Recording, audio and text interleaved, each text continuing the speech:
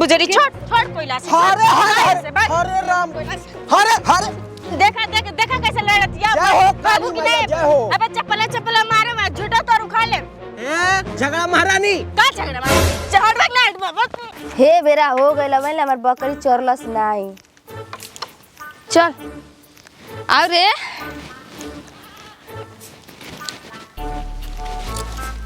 चल हेनी चल सूद रास्ता में हेनी चले के हेनी चल आओ चल चरा ले त के ए बेरा ले हो गइल मैले हमर बकरी ना खुलल। चल होइले चल गाभिन बकरी बिया चोरी ना त का होई सब नुकसान करी तो भागत ही इतना धीरे से चल मारम नहीं तो क्या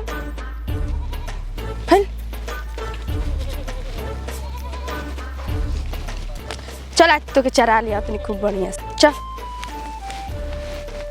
चल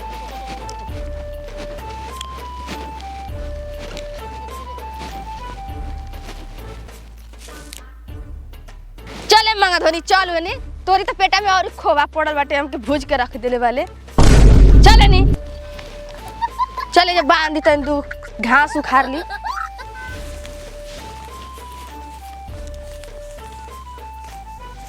जमे हेनी आप चारू है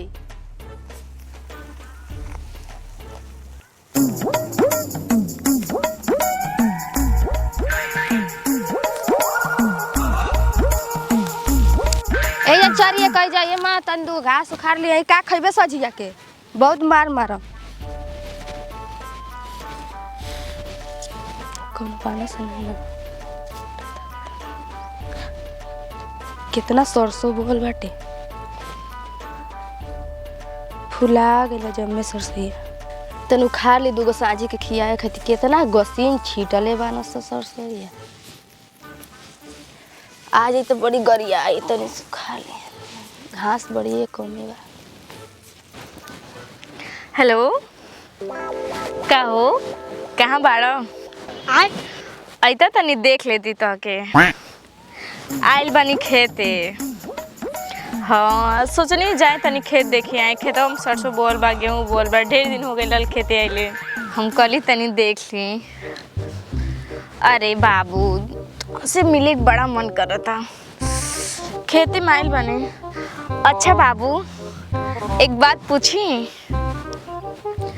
एक बात बताओ कौने कलर के चड्डी पहनले बड़ा तू चड्डी ना पहनले बड़ा ना हमरा के पता बा कैसे देखनी हो। अच्छा ठीक बा खेते में आ गए बनी जल्दी आवा हम तुम्हारे इंतजार करत तनी और हमरा के जाए बा सांझ के घरे कहे कि हमके कोचिंग जाए बा। ठीक बा जल्दी आवा। कैसे लगा तनी ठीक लगा तनी ना आज बाबू से मैं मिलूंगी अपने बड़ा दिन बाद। अच्छा देखिए खेतवा में काऊ है करिया करिया कहीं घर रोज नहीं ना के बैठल बा देखी तनी इते कोनो मेहरारू लगत है जैसे बुझाता सरसोईया कोनो उखाड़त है का। हे मेहरारू हे हमने खेतवा में का कर तू हो रुका आवत है रुका कहां भागत रुका आवत है रुका कहां भागत रुका कहां भागत रुका रुका हम बतात है हमें खेते में सरसों उखाड़त या टू पौली टू।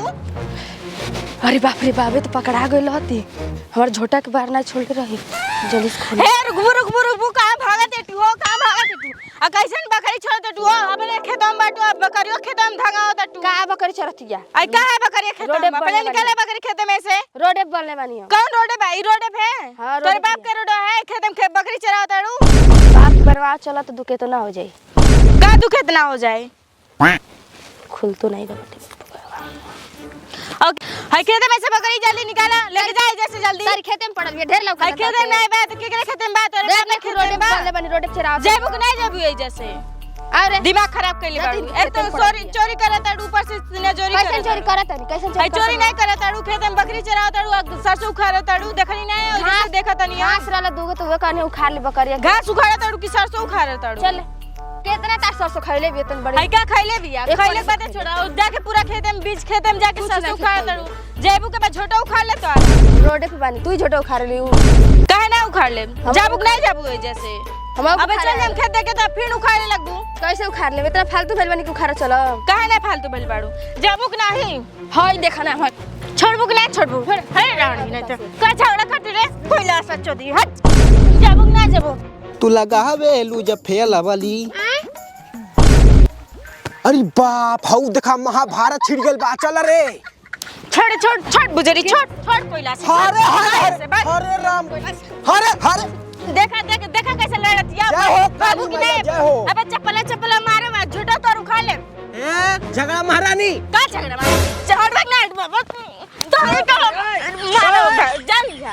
कहां से आइला? हट जा मन के झगड़ा के बीच में। आज फिर हम छड़ावे आई नहीं दादा। हम छड़ावे का आइलिया हवा। भाग ऐसे भगवान ना भगवा ऐसे। अब्बा घिसराए 4 गांव ले अब्बा तू बहुत अरे हमर माई तोर बांध के लील गाता जावा अपन आप के समझली कि हम राजा हैं। हट जा बहुत चंट लड़की बे काम करे घर के है नानी नहीं ते बक